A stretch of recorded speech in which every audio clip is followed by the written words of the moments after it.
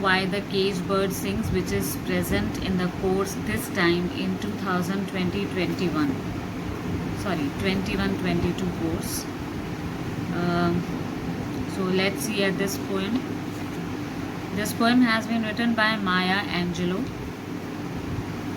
and generally this poem is about the repression that is being tolerated by the African American people. Although the whites, they are having full freedom, they are having their own rights, but the black people who are African American people, they have to suffer and they are under limited restrictions.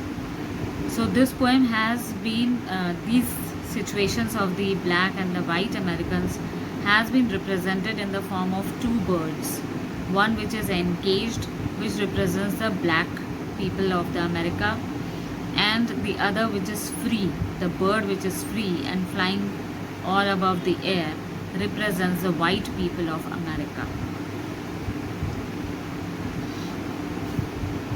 So it deals with the problems which are related to slavery, freedom, race, gender, all such problems which are faced by the black or the African American people. So let's see how this poem starts with. The first stanza.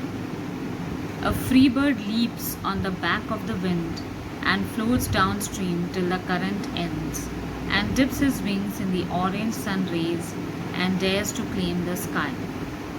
So in the first stanza we are being told about a free bird which is not encaged and is flying freely in the air.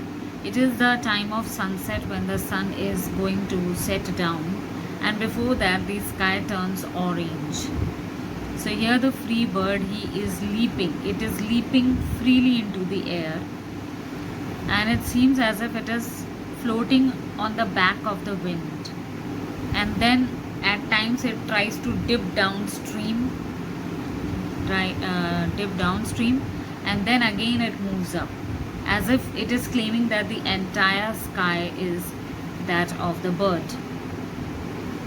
And it seems as if the bird has smeared its wings into the orange color of the sun rays, because the light of the sun at that time when it is going to set down becomes orangish red, and so the wings of that bird also, they shine in orange light.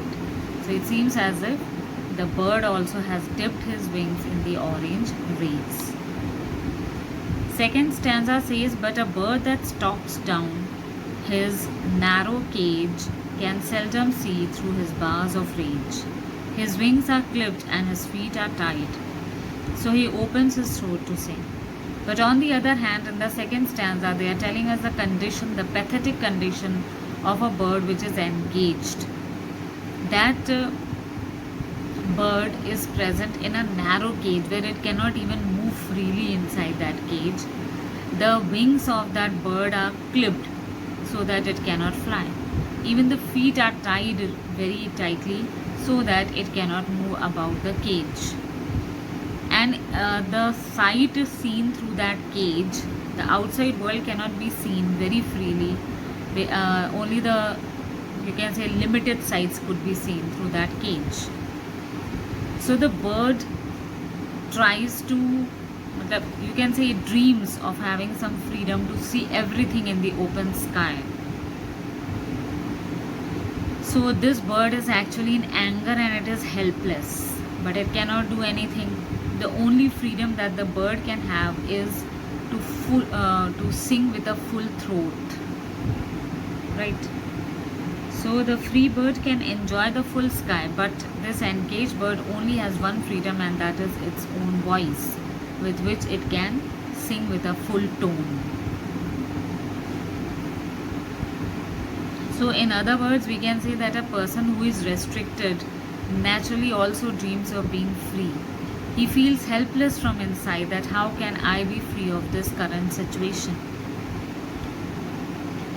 Because discrimination, prejudice, powerlessness, all these do not allow that person to enjoy the fruits of freedom. So this condition of that encaged bird is the same condition as the African American people are going through. Now comes the third stanza.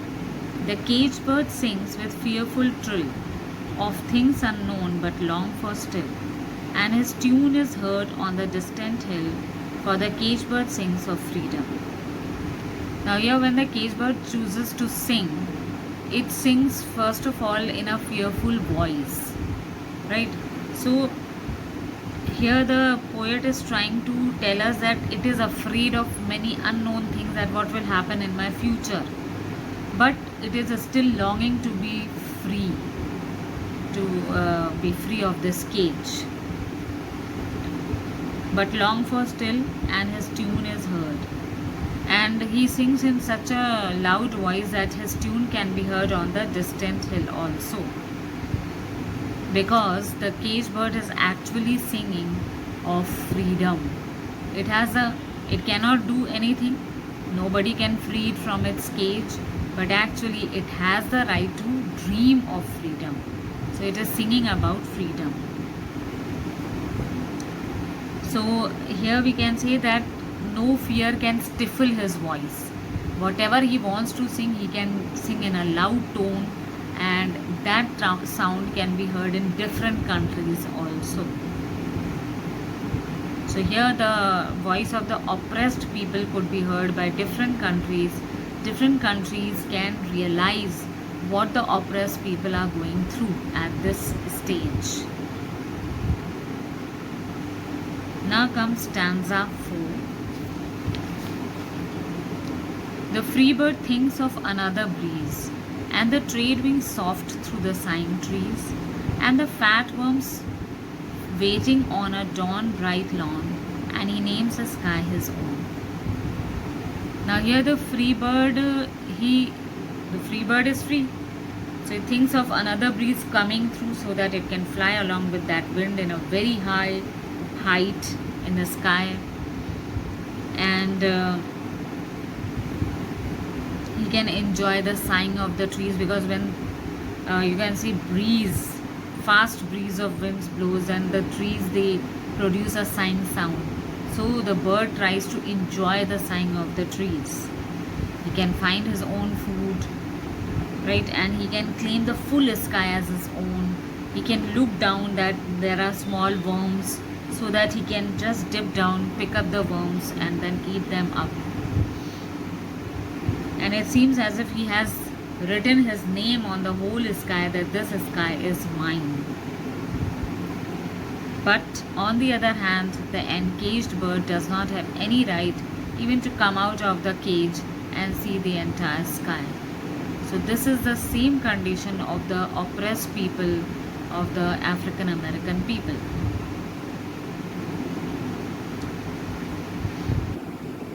Now comes stanza 5. But a caged bird stands on the grave of dreams. His shadow shouts on a nightmare cream. His wings are clipped and his feet are tied, so he opens his throat to sing.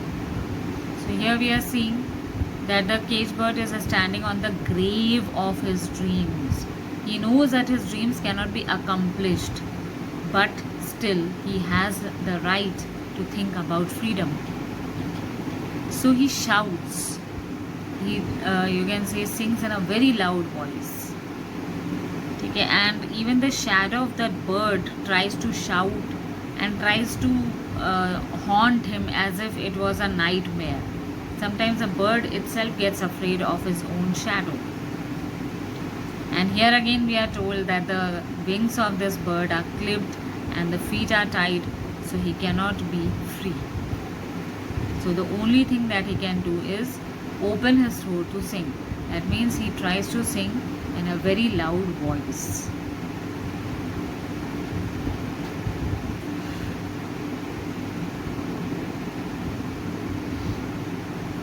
So this means that the cry of this bird after seeing his shadow like a nightmare means that he is very much frightened about his future, that what would happen if the present is not secure. The caged bird sings. Now let's see the last one. The caged bird sings with a fearful trill of things unknown but longed for still, and his tune is heard on the distant hill, for the caged bird sings of freedom. This is the repetition of the second stanza, third stanza. That means the third stanza again has been repeated to tell us how the pathetic condition of the people is who are African American and are suffering at the hands of the white Americans. So here it is said that the caged bird has never experienced freedom. It is still tied in the cage, wings are clipped, feet are tied, and it cannot move freely inside that cage even. And the look that he can have outside the cage is very limited. He cannot see the entire world. The only thing that he has as a free thing is his own voice, which he can give a loud, through which he can sing loudly. And that too he can sing only of freedom, because it is his dream and nobody can snatch your dreams. And so he gives a voice to his own dream. And his voice can be heard over near and far countries, and he sings in a fearful trill, means in a fearful images are coming in front of him, that what would happen after this, what would be my future, right? But he is still longing to be free. So this means that nobody can snatch your hopes, your dreams. Even though you may be oppressed, you may be encaged, you may be enslaved, but nobody can snatch your faith of having freedom. So here the poet feels that the voice of the black Americans cannot be oppressed by the white ones. Right? They are made for freedom. The black Americans are also made for freedom. They have the equal rights to remain free as they are humans. Right? So here ends the poem. Now let's look at the figures of speech. First theme is freedom versus enslavement. If you are free, naturally you can cover everything in your life. You can fulfill all your dreams, and you feel as if the entire world is your own. Similarly, here a free bird is being shown who flies so freely in the air, dips down and then goes back up and claims as if the whole sky is his. But if you are enslaved, you do not even know when you are going to be free, how your dreams are going to be fulfilled, and even if on top of it you are being tied, you are tied either like your feet are tied. Now here in this case the encaged bird had got his wings clipped and his feet were tied. So in that case you cannot even move from here to there.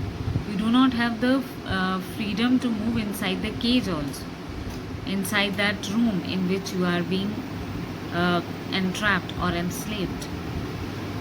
But you hope of freedom.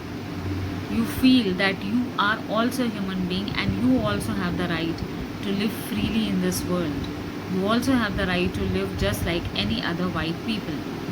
Similarly, the African American people also under the enslavement have got the right to live freely.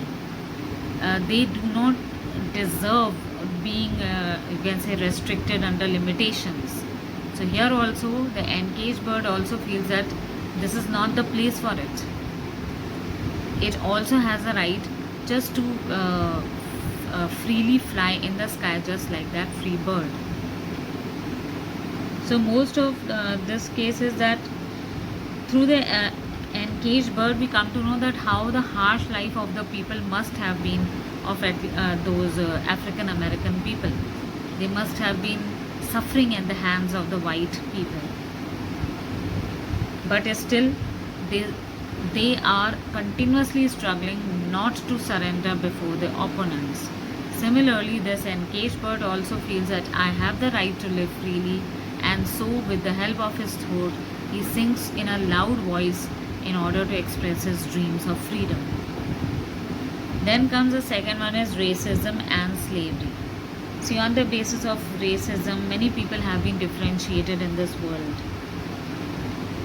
right? And the black and the white have always been discriminated. The whites always have discriminated the black. Similarly, the free bird represents a white race, and the encaged bird in this poem represents the black people. Now here the poet expresses the agonies and the pain through which the black people are going through at that time. So here we are told that the caged bird is still struggling to come out of the cave, and if not, at least it feels helpless, and at least it can sing freely. The only thing that he can do is, because here we have been told that the African Americans did not have the right to vote, they did not have the right to organize a meeting or gather together, and owing to their skin color, they were not allowed to use the same transport in which the white people used to go. See, so much of differentiation, so much of discrimination was there.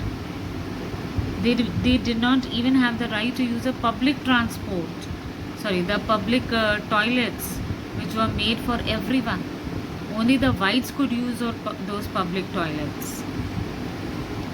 Or they were not even allowed to take admission in the same school as the white people used to take the admission.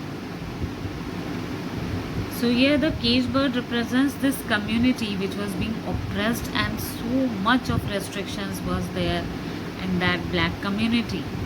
They did not have the right to vote, to gather, to attend a meeting, to use the same public transport, to go to the same school, to use the same public toilet. Nothing was there for them.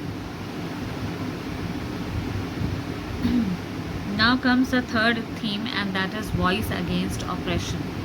See, if you have the willpower to become free, nobody can suppress your voice. Similarly, the blacks, they always try to struggle to come out of this oppression, and nobody could stop their voice. Right? So the loss of freedom resulted in the mental agony for the caged bird. The harsh and painful aspects of the caged bird existence did not take away his dignity. He did not lose his dignity, even though it was harsh punishment for that caged bird.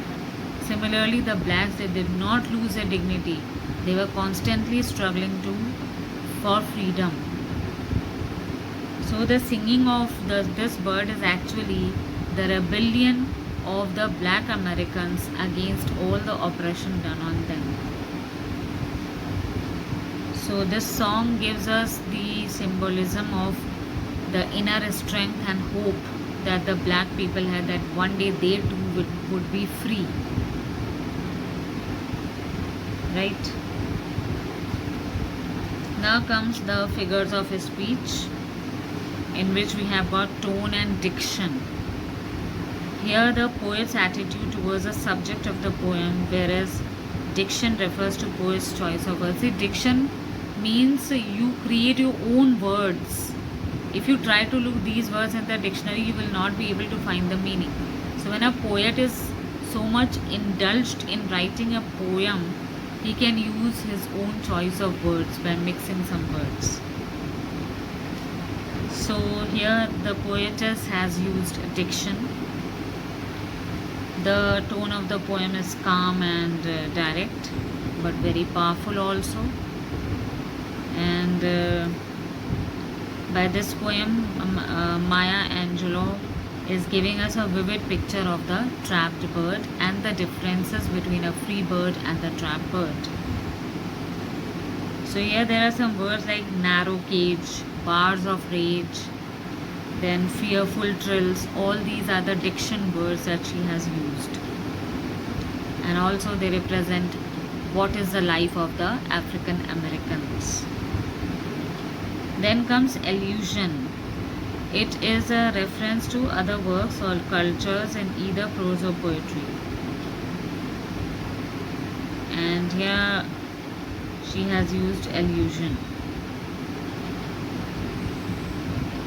That means she has taken some parts from other poetries also. This title that she has kept is an image in Paul Laurence Dunbar's poem Sympathy. So you can say some part of this poem has been inspired from that poetry. Then comes a rhyming scheme. There are few lines that rhyme internally, like with a fearful trill, but hang for still, and his tune is heard on the distant hill. So hill, trill, still, all these are there. Then alliteration, that means repetition of the consonants. Can seldom see, so seldom and see may ss. Then repetition is there. The whole sixth stanza is a repetition of the third stanza, as we have seen. Then hyperbole means to exaggerate a thing. Now here, what exaggeration? And dares to claim the sky. This is an exaggeration. And he names the sky his own. All these two lines are hyperboles. Personification may, like we can see some words like, and the trade being soft through the sighing trees. His shadow shouts on a nightmare scream. The shadow has been personified as a person. The shadow is shouting as if it had seen some nightmare. Then comes metaphor. Metaphor में cage bird is a metaphor for African Americans who face discrimination. Then foreshadowing, it is a literary device in which a poet gives an advance hint of what is to come later in the poem.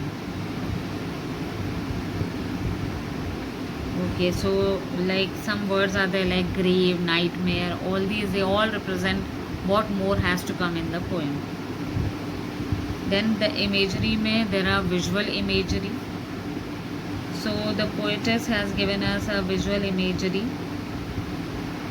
like free bird flying in the orange sky. So immediately we just imagine the orange sky when the sun is going to set, and in that setting environment a free bird is flying with its wings, foreshadowing the orange color of the sky. Then comes auditory image. In auditory image we come to know the bird's shadow shouts on a nightmare scream. So it is a auditory, as if the shadow is shouting. We come to know about that. Then comes kinesthetic imagery. It is a sense mediated by receptors located in muscles, tendons, joints. The words that best describes this imagery are float, leap, dip, clip, and sing.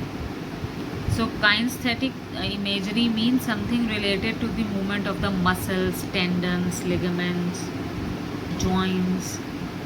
So here we come to know in the first stanza also float, leap, dip. In the second may clipped and sing. All these are kinesthetic imagery. Right? So this way we have finished this poem. Hope you have understood it. And if you have understood, you can press the like button and subscribe to our channel.